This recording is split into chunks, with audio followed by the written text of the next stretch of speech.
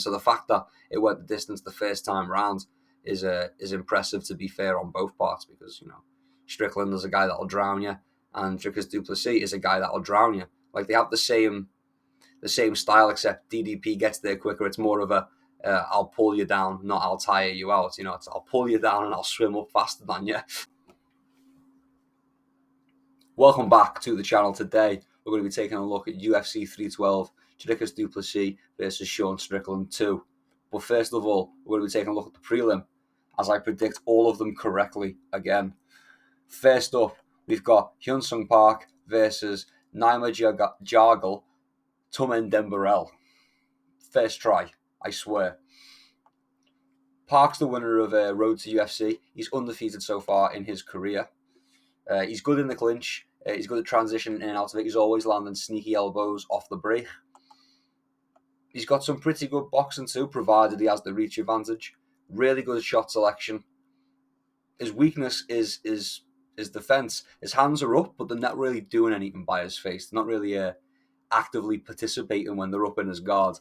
And he just kind of eats the shots with his chin. And his chin's pretty good for now. Might be something to keep an eye on. It only takes one to crack a chin. He's got 4 rear naked chokes in his career so far, so watch out for that one. There's potential there, money-wise, if you're a betting man. He also very much has finishing power. He's knocked out a few dudes as well. Quite a heavy hitter. Tumendemberel, also very strong. Not as slick with the boxing, a bit more wild with it. He throws a lot of hooks and overhands, and his jab is pretty much non-existent. He just kind of crashes forwards, just throwing hooks. To be honest, he just wings hooks, walking forwards. He's not that fast either. Not a pretty looking fighter.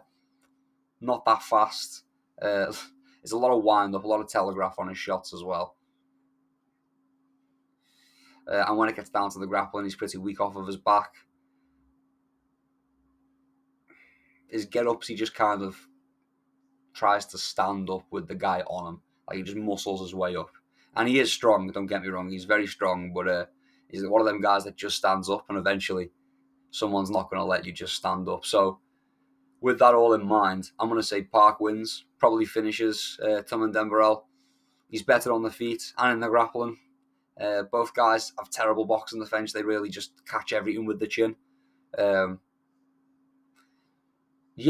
got a little bit less reach, but I do think the superior shot selection is just going to carry him through the fight. I'm sure he's going to work in the kicks a little bit more with the reach disadvantage. And Tumendemberel is pretty far behind in the grappling if it comes down to it. So we're going to go with Park.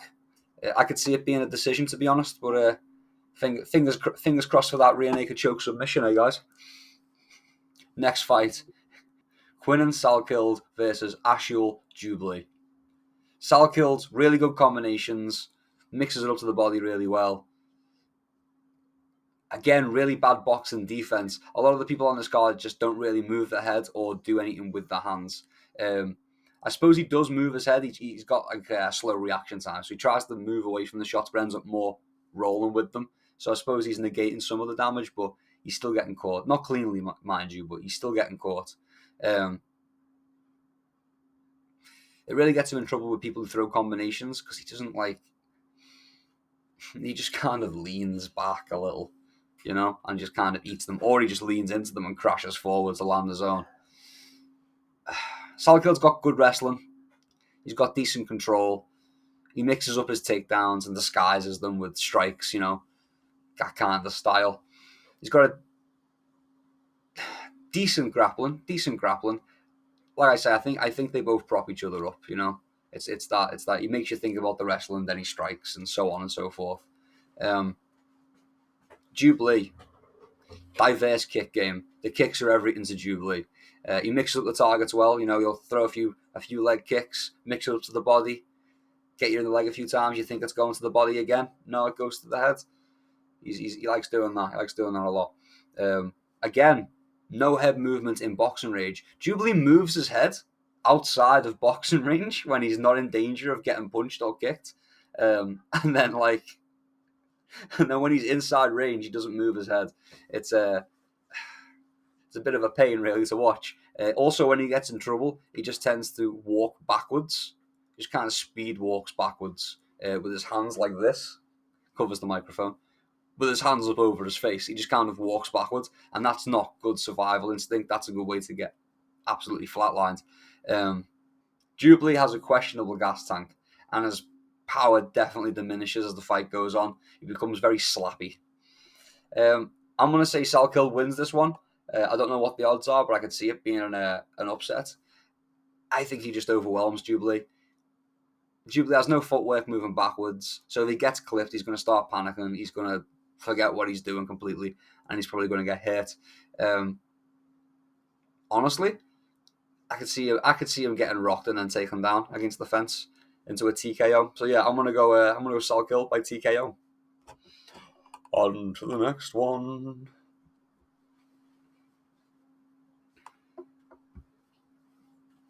Next up, Kevin Jossett versus Jonathan Mikalev? Mikalev, whatever. Next up, Kevin Jossett versus Jonathan Mikalev.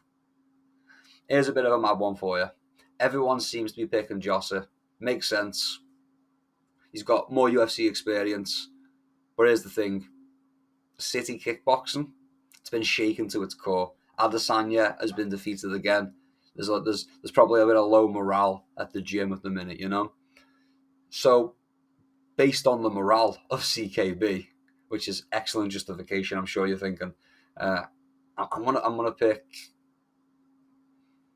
pick Jonathan Mikalev by submission. These CKB guys, they keep getting taken down, and at the minute, I think they should look at swapping like a wrestling coach out, or maybe hiring a new guy to just kind of freshen things up, because they seem to all get beaten on the ground if you can get them there. They've got good get-ups and they've got good defense, but once you get them to the ground, they don't really have much to offer. I suppose they get up. I suppose they can get up. They have got good get-ups, but skill on the ground, not so much. Next up, Cody Steele versus Rong Zhu. We're picking Cody. He's knocked out 4 of his last 5 opponents. Rong Zhu's coming off a TKO loss. His defense is poor, and I think it's just a recipe for getting TKO'd. So we're going to go with Cody Steele. Nice and easy, that one. Nice and easy. Next up, 2 names I struggle with. Alexandre Topuria versus Colby Thickness. I'm going to pick Topuria. He's been knocking everybody out. It goes without saying, he's Ilya's older brother, and I don't really believe in the nepotism thing. The UFC kind of likes to do it. They've been doing it for a little while now, a couple of years. I'm not a fan of it. But I get the feeling Alexandre might be for real. He got knocked out early in his career, maybe 3 fights in. Kind of stopped competing. But he's since come back, and he's knocked out everyone he's faced. So I'm going to pick Topuria by KO, probably. Next up, Kong Wang versus Bruna Brazil. I'm thinking Wang by TKO. She's coming off a loss, sure, but she's more consistent than Bruna Brazil is anyway. Brazil's last fight was a win, a unanimous decision win over Molly McCann, but Molly gave her a lot of trouble, and I think really had her, was close to finishing her at one point, I think, with a submission. Not 100% sure, though. Don't quote me on that one. But I remember Molly specifically giving her a lot of trouble. And I'm basing my prediction on that. So if it's not true, disregard what I'm saying. But Molly's a fair bit smaller. And she was giving her a fair bit of trouble. She wouldn't go away. And you could see that Bruna Brazil was getting a bit frustrated with that and making more mistakes. And I've got to be careful now. Because, I see Meatball around. Like, I live in the same city. And I don't feel like getting a slap while I'm in home and bargains with the missus. But Molly's too small. I think she should be campaigning for like an atomweight division in the UFC. She should use like what star power she's got to kind of campaign for that. But that's for another time. My point is, Bruna struggles against Molly McCann. And Kong Wang is a lot bigger than Molly. A fair bit. They're about the same size, Bruna and Wang. So I think Bruna Brazil is going to get slapped. And that's my prediction. Kong Wang sleeps Bruno Brazil. Next up, Tom Nolan versus Vyacheslav Borshev. Nice and easy pick. I'm going with Slava Claus. That's Vyacheslav Borshev. I'm feeling another TKO. Nice and simple. This is like a quick fire section because these ones are all really easy. Jack Jenkins versus Gabriel Santos. I'm picking Jack Jenkins. He's got wins over better quality of opponents. So I'm going Jack Jenkins. Jake Matthews versus Francisco Prado. Easy again. I'm going with Matthews, probably by a decision. I don't see either guy finishing each other. Next up, Jimmy Crute versus Rudolph Bellato. Crute is being fed to Rudolph. Just going to say it like that. Sorry, Crute. Rudolph by KO. Nice and easy. Next up, Taliesin Teixeira versus Justin Taffa. We're picking Teixeira. He's too big for Taffa. Taffa's basically just a fat guy. Sorry to say it. Taliesin by KO. Again. There's my little quick fire for you there. My little quick fire. On to the co-main event. Zhang Weili versus Tatiana Suarez. I'm going with Weili. It's a confident pick for me. She's like a Chinese spy or a super soldier. And she can't really afford to lose, or she's going to get let go. And I'm not talking about by the UFC. I'm talking about by China. You don't want to get let go by China. She can't afford the hit to the social credit score. But in all seriousness, Suarez has the ability to submit Zhang Weili, but I don't think she's going to get the chance. So yeah, I'm going to go with Zhang Weili. I'm not too sure how it plays out. I could see it being a knockout. I could see it being a TKO, KO, TKO. That's how I see it going down. Now for the big one, the main event. Dricus Du Plessis versus Sean Strickland 2, the rematch. I was conflicted with the first fight. Originally, I thought Strickland had won. Upon watching it back, I do believe Dricus Du Plessis did win. It is a tough one.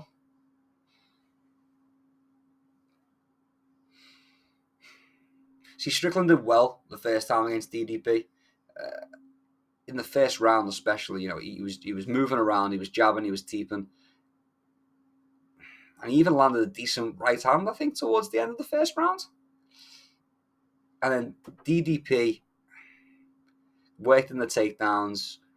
He just kind of kept coming forward through all the damage as well, and then started landing shots of his own. That cut really affected Sean. And who knows if he doesn't get cut in this fight? Does he still fight the same? Who could say? That's too many variables, right? Oh, is he going to get cut over the eye in the exact same place? Potentially, yeah. It's easier to cut if there's a scar there as well. Yeah, you could very much just open that very same cut. But what is the likelihood of him getting a cut that bleeds directly into his eye again? A pretty bad one. Who knows? How much does that play into the fight? Who knows? Because he fought what was it, 3 rounds with that eye, so it can't have been that bad, right?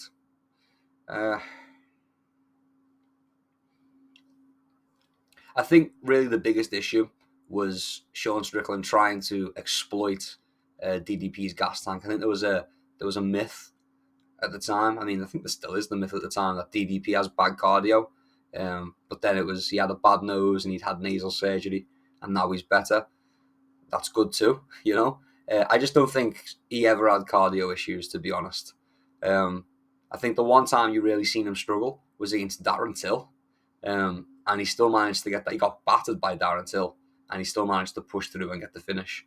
He's definitely the kind of fighter to finish a fight rather than go the distance. So the fact that it went the distance the first time round is impressive, to be fair, on both parts, because Strickland is a guy that'll drown you, and Dricus Du Plessis is a guy that'll drown you. They have the same style, except DDP gets there quicker. It's more of a I'll pull you down, not I'll tire you out. It's I'll pull you down and I'll swim up faster than you, kind of style to him. So it's a tough one for me to pick, to be honest. They're quite evenly matched. We don't see Sean Strickland wrestle that much. We know he can wrestle. People who train with him, When he's in interviews, people are always referencing, oh, he's a really good wrestler, but he just doesn't wrestle. Who knows? If he wrestles, who knows? There's just too many variables. But you want a prediction. You want to know where to put your money. Although I want Sean Strickland to win, he's been hanging around with Nina Drama. And to be honest with you, that's a fucking terrible omen. Hanging around that absolute hooker. So no, we're going to go with Dricus Du Plessis. Yeah, sure, he kisses his coach. And that is a bit sus. But, you know, it's better than being a simp for that thought. Thank you for watching all the way until the end. If you enjoyed this video, please consider leaving it a like. If you want to see more, you know, if you win some money, subscribe, you know. I've got these picks, I swear to God, I'm on point. I swear to God. I've got like a 70-80% success rate here, somewhere in that region. But until next time, keep your chin down and keep swinging. Peace and love. I'll see you around.